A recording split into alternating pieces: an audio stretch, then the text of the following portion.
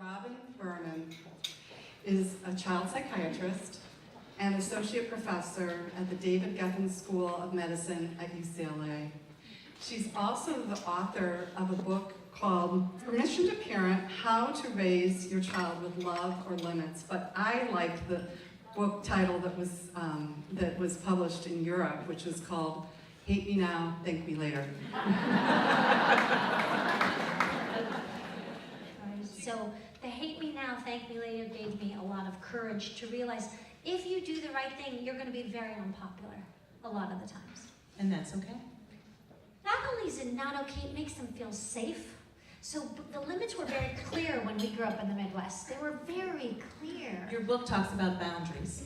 Boundaries, they were very clear. And I think the other thing is nobody has this, so why anxiety in addition to helicopter parents, in addition to the media?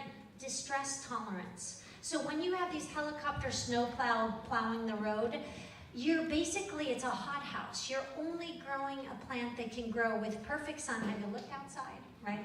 The weather changes. You can't grow somebody under those conditions. You cannot, we are under a delusion, which is a fixed false belief to think we can line up our kids' futures. We are not that powerful. And life is not linear. And the mistakes we made add to our resiliency, they add to our strength, they add to our, you know what's a universal mantra of a 2-year-old? I do it myself. But saying the truth and not sugarcoating and being authentic. And so the message about holding discomfort is we want to fix. So when our children call, who we love more than anybody in the world, let's just face it, it is a love that's so inexplainable.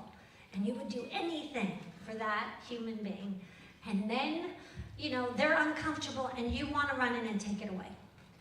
But the actual treatment for anxiety is exposure and not reassurance. So if you sent your kid who's anxious to a psychiatrist, they would say, first of all, don't ever reassure.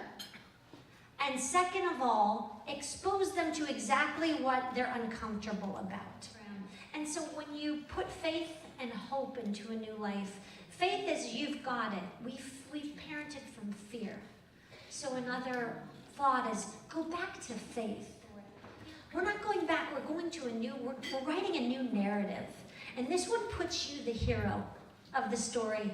And I am just a giant admirer from the sidelines. And I can't wait to read the chapter that you're gonna write. Jump and the net appears.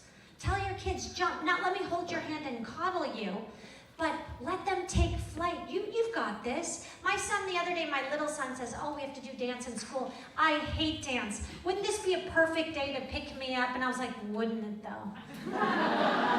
So all these parents who are paying for their kids in their 20s and 30s, do you get that gratitude? No, you get resentful children. They're pissed because dependency breeds resentment. The more dependent you are on somebody, the more resentful you are. They have no autonomy. They have to call mommy and daddy to put more money. It doesn't feel good to be like that. 80-year-old man comes up to me and goes, everything you said in your lecture, I did. I feel terrible. I said, where are your kids? They're both surgeons. You're fine. You're okay. There is no statute of limitations on, I'm so sorry I messed up. My son once said to me, and you're a psychiatrist. I said, yes, and I messed up. And you're right, and I'm wrong. And let's begin again. Can I have a mommy do-over? Let me have a mommy do-over. Let me try again. Midwestern values, you guys are already 1,000 steps ahead. 1,000 steps. Hold tight to those. Give them to your kids.